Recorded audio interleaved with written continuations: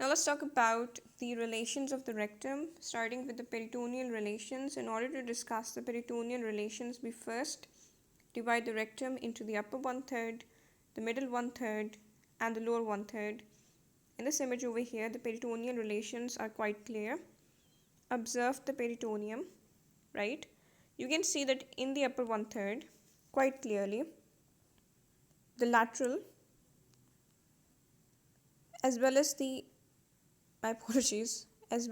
the anterior wall is covered with peritoneum, right? And then look a bit lower down. You can observe that for the middle one-third, only the anterior wall is covered with peritoneum, whereas this over here, the lateral walls are devoid. And as for the lower 1/3, no portion of the rectum is covered by the peritoneum. Also, the lower 1/3 is dilated to form the rectal ampulla and is devoid of peritoneum. It is found below the rectovesical pouch, right, in the male, and below the rectouterine pouch in the female. And because this is the female, what you can see over here is the rectovesical pouch formation. This is the rectovesical pouch and the ampulla is below this level. Important thing is that the distance between the anus and the floor of the pouch is 7.5 centimeters in the male and 5.5 centimeters in the female. And for that, let me again make use of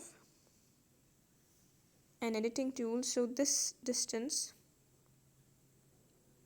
between the anus, which is on the surface of the body, and the floor of the pouch is 5.5 centimeters in the female, and the distance between the floor of the pouch and the anus, which is at the surface, is 7.5 centimeters in the male. So the distance is actually greater in the male compared to in the female. And let's talk about the visceral relations.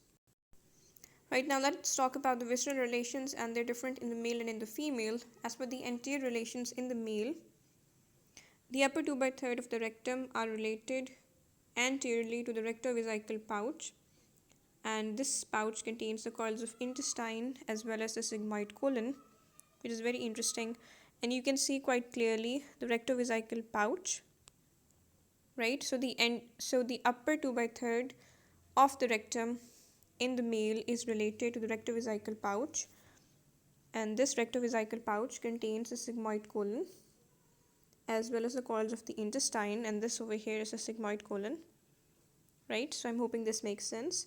Now the lower 1/3 of the rectum in the male is related to the base of the urinary bladder, and this over here is the base of the urinary bladder, to the terminal part of the ureter, which does make sense because it enters the base of the bladder, to the seminal vesicles, which are found behind the urinary bladder, and you can see one of the seminal vesicles, right? And it is also related to the deferent ducts, which also is present behind the base of the bladder, and to the prostate. This over here is the prostate, and you can see the relation quite clearly. In the schematic image, you can quite clearly see the relations. So the anterior relations and the of the male, right? And we're saying that the upper 2/3 of the rectum is related to this pouch, the rectovesical pouch, and the lower 1/3 is related to the base of the urinary bladder, to the seminal vesicle, to the to the ductus deferens, and to the prostate gland. And these are the relations in the male. Now let's talk about in the female. The upper 2/3 of the rectum, just as in the case of the male, again we are talking about the upper 2/3 first, in the female are related to the rectouterine pouch, which has the coils of intestine and also the sigmoid colon, same as for the male. And this pouch separates the rectum, right, not from the urinary bladder as in the male, but from the upper part of the vagina. So this was for the male with its rectovesical pouch, because we're talking about the female now. So we are saying that and again, this is posterior and this is anterior, just to make sure. And the upper 2/3 of the rectum is related to the rectouterine pouch, and this is the uterus, you have to understand, and this is the cervix, and this is the vagina.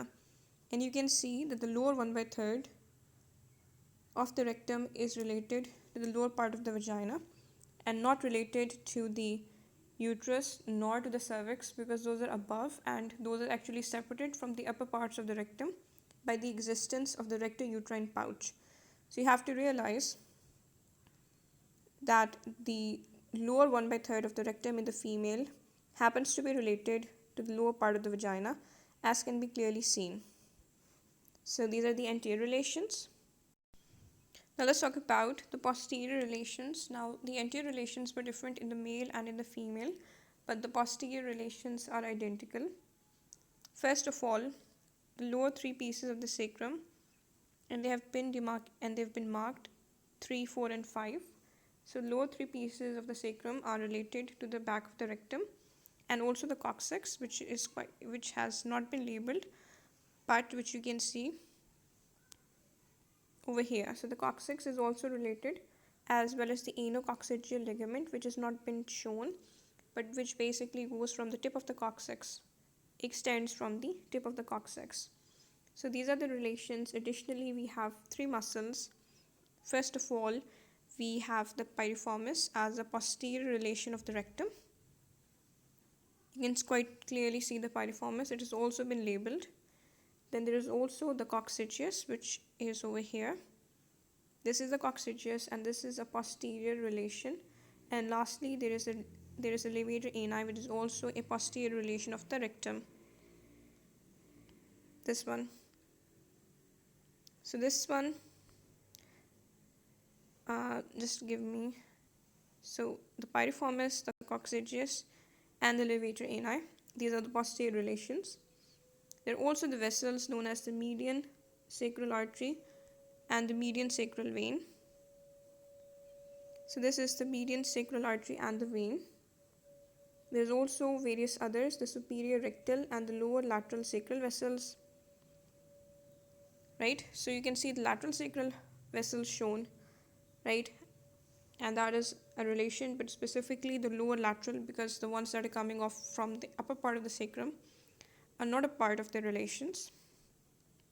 So the lower lateral sacral vessels, in addition to the median sacral, right, and also the superior rectal. There's also the sympathetic chain with the ganglia impar, and that is very easy. This is the right, my apologies, the right and the left sympathetic chain, and over here is the ganglion impar, and these are also the relations of the posterior relations of the rectum in the male and in the female. Additionally, the anterior primary rami of the S3, the S4, and the S5 nerves, they're also considered as the relations, and you can actually see them over here forming the sacral plexus. The anterior rami of the S3, the S4, and the S5 nerves, and also the first coccygeal nerve. Also, there are the pelvic splanchnic nerves, which are not shown over here, but which are also related, and these are also known as the nervi erigentes.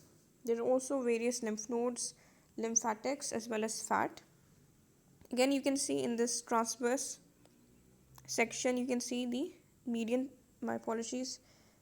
sacral artery, the sympathetic chain on either side, the formation of the sacral plexus by S3, S4, S5, and coccygeal nerve anterior rami.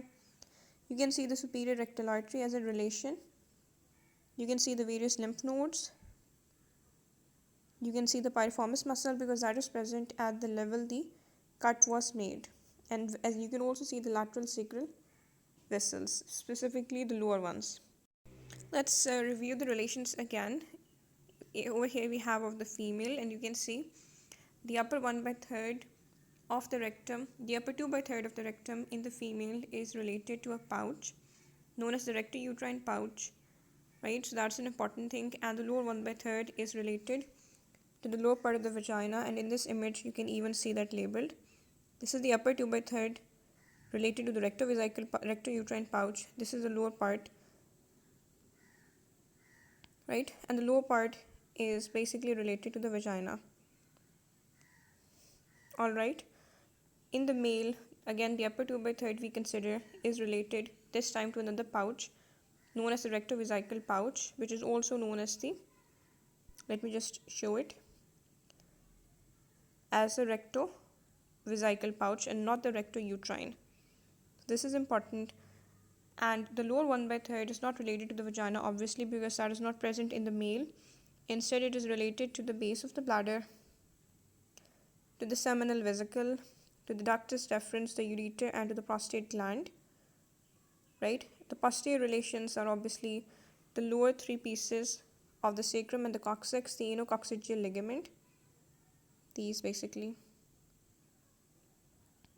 This over here is the anococcygeal ligament, the sympathetic chain, the ganglia impar, the anterior rami of S3, S4, S5, and the coccygeal nerve, the pelvic splanchnic nerves, the lateral sacral arteries, the superior vesical arteries, right? Lots of stuff like that. Let's take a look at this image. Once again, sympathetic chain on either side, very important. Posterior relations are identical in the male and the female. Sympathetic chain, the ganglion impar, among the muscles, the piriformis, the coccygeus, the levator ani, the lower three pieces of the sacrum, and the coccyx, and also a ligament over here, the anococcygeal ligament. Among the vessels, the median sacral vessels, the lower lateral sacral vessels, the superior vesical vessels. My apologies, the superior rectal vessels, not the vesical. And also the formation of the sacral plexus.